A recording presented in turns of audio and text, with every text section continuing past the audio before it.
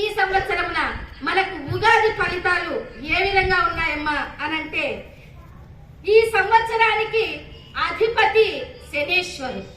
శనేశ్వరుడు ఎవరు? యమధర్మరాజుకు సోదరుడు. ఈయన మంత్రిత్వ శాఖలో ఉన్నాడు, అధిపతిగాను ఉన్నాడు. మరి ఈ సంవత్సరానికి రాజు ఎవరు అంటే, ఈ రోజు ఏం వారం అమ్మా? మంగళవారం. మంగళవారం ఏ హోరాతో ఉంటుంది? ఈ వారానికి అధిపతి ఎవరు అంటే కుజుడు. కనుక కుజుడే రాజు. ఒకవేళ బుధవారం వచ్చింది అనుకోండి ఉగాది, అప్పుడు బుధుడు రాజు అవుతాడు. గురువారం వచ్చింది అనుకోండి, గురువు రాజు అవుతాడు. ఇలాగా ఏ రోజున ఏ హోరాతో ఉంటే, ఏ ఆధిపత్యంతో ఉంటే అతనే రాజు అవుతాడు. మరి కుజుడు రాజు అవడం వల్ల ఏమిటి, ఎలా ఉంటుంది అనంటే, మనకి కుజుడు అంటే యుద్ధానికి అధిపతులు అన్నమాట. యుద్ధం చేస్తారంటే ఈ సంవత్సరంలో చాలా యుద్ధాలు జరుగుతాయి. యుద్ధాలలో నష్టం కూడా, సేనాది నష్టం కూడా అలాగే వస్తూ ఉంటుంది. ప్రతి ఒక్కరు కూడా యుద్ధం చేసినట్లు మాట్లాడతారు. ఎట్లా ఉంటుందంటే, ఎవరినైనా ఏమయ్యా భోంచేసినావా అంటే, ఇంకా భోంచేయకుండా ఉంటామా, ఇంత టైం అయినా అంటారు. అంటే ఏదో కట్టువుగా. కాబట్టి మాట్లాడితే చాలు ఎట్లా యుద్ధానికి వచ్చేలాగా ఉంటారు. అంటే పనిముట్లన్నీ కూడా, శస్త్రాలన్నీ కూడా ఈయన గుప్పెట్లోనే ఉంటాయి. కానీ పరిహారం లేకపోలేదు. ఎందుకంటే కుజుడిని మనం ఏమని పిలుస్తాం? భౌముడు అని పిలుస్తాం, అవునా? ఈ భౌముడు తల్లి ఎవరు? భూదేవి, భూమాత.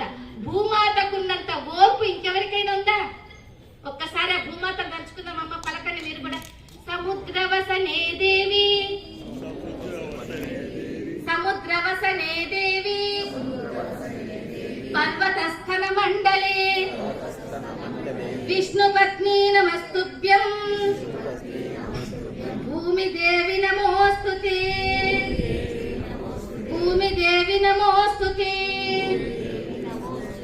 ఆ విధంగా భూమిని మనం, భూమాతను స్మరిస్తూ ఉండడం వల్ల మనకు సహనం పెరుగుతుంది, ఓర్పు పెరుగుతుంది. భూదేవికి ఉన్నంత ఓర్పు మనకు వస్తుంది. కనుక ఎప్పుడైతే ఈ క్రోధినామ సంవత్సరంలో కుజుడు రాజుగా ఉన్నప్పుడు అందరికీ ఏ విధంగా కోపతాపాలు ఉంటాయో, మనం ఆ విధంగా సహనాన్ని పెంచుతూ పోవాలి. సహనాన్ని పెంపొందించుకున్నప్పుడే ఈ కోపతాపాలన్నీ కూడా తగ్గుతాయి. ఎప్పుడైనా కోపాన్ని జయించాలంటే ఏముండాలి మన దగ్గర?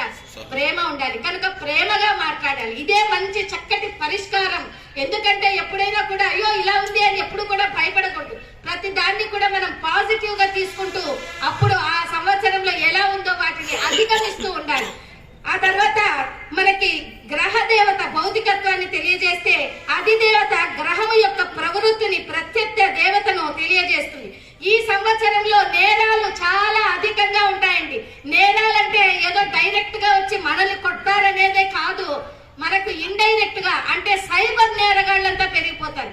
ఎప్పుడైనా మన అకౌంట్ ఎట్లా ఉందో అకౌంట్ అన్నా అలాగే ఉంటుంది, డబ్బులు అలాగే కనిపిస్తూ ఉంటుంది. కానీ సైబర్ నేరగాళ్ళ ద్వారా ఆ డబ్బు ఎలా మాయమవుతుందో మనకు తెలియదు. మనకు సంబంధించిన భూమి పత్రాలు మన దగ్గరే ఉంటాయి, కానీ ఆ భూమి గాని ఆ ఇల్లు గాని ఎలా మాయమైపోతుందో మనకు తెలియదు. కనుక ఎప్పుడు కూడా ఎవరిని ఈ సంవత్సరం నమ్మకూడదు. మన దగ్గర ఉన్నటువంటి ఆస్తులనైనా, మన దగ్గర ఉన్నటువంటి భూములనైనా ఎవరు ఎప్పుడు ఏ రాజకీయ నాయకులు లాక్కుంటారా, ఎవరు ఎప్పుడు ఏ రాజకీయ నాయకులకి వెళ్ళిపోతాయా అనేటువంటి పరిస్థితుల్లో మెల్లమెల్లగానే వెనకనే మారిపోతూ ఉంటాయి. ఇటువంటి వాటన్నిటిని కూడా మనం అధిగమిస్తూ ఉండాలి. అప్పుడే మనము మన ఆస్తులను మనం దక్కించుకోగలుగుతాం. ఈ సంవత్సరం శనిదేవుడు అధిపతి కనుక ఈ శనిదేవుడు ఏం చేస్తారు? ఎప్పుడైనా కూడా ధర్మం పాటించని వాళ్లకు శిక్ష విధిస్తాడు. ఆయన న్యాయదేవుడు అనమాట. ఎవరైతే ధర్మంగా ఉంటారో వాళ్ళకి ధర్మంగానే ఉంటారు, ఎవరైతే పాపాత్ములుగా ఉంటారో వాళ్ళకు పాపకర్మలు అనుభవించక తప్పదు. కనుక ఎప్పుడు కూడా శనిదేవుడు ఇలాగనే అనుగ్రహిస్తుంటారు. అందుకే కొంతమంది పాపగ్రహాలు అంటారు, కానీ పాపగ్రహాలు కాదండి. మీరు ఏం కర్మ చేస్తే ఆ కర్మకు ప్రతిఫలంగా ఇచ్చేవాడే శనిదేవుడు. కనుక ఈ శనిదేవునికి ముఖ్యమైనటువంటివి నల్ల నువ్వులు, నల్లని పంటలు, నల్లరేగడి నేలలు, ఇవన్నీ కూడా మంచిగా అభివృద్ధిలోకి వస్తాయి. ఎవరు కూడా నల్లరేగడి నేలలు, నల్లరేగడి భూములు ఉండేటువంటి వాళ్ళు ఎవ్వరు కూడా అమ్ముకోవాల్సిన పరిస్థితి ఎప్పుడు లేదు. భూమాతను నమ్మిన వాళ్ళు ఎప్పటికీ చెడిపోరండి. భూమి రేట్లు పెరిగేదే కానీ తగ్గేది ఏనాడు లేదు. ఎప్పుడో ఎకరా 10,000 ఉండేటువంటిది ఇప్పుడు ఎకరా 10 లక్షలు పెట్టినా రాదు, ₹1,00,00,000 పెట్టినా రాదు భూమి. కనుక భూదేవిని నమ్ముకున్న వాళ్ళు ఎప్పటికీ చెడిపోరు. కనుక ఆ తల్లి భూమాతకు ఒక్కసారి జై భూమాత. ఆ అపూర్ణ విద్యలు, జీవనోపాయంగా ఉండేటువంటి వాళ్ళు, జైలు, న్యాయపాలనం, అనాచారం, నల్లని ప్రాణాలు,